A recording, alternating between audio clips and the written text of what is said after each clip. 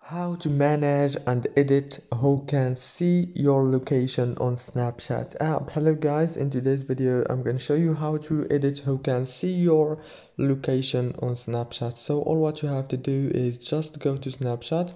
Now this is the home page, as you can see right here.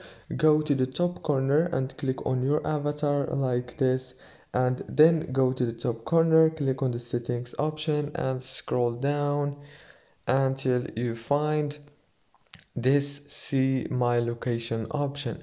Now click on see my location, and right here you can manage and edit it as you want. Please, if this video was helpful, don't forget to like and subscribe, and thank you so much for watching this video until the end. See you later.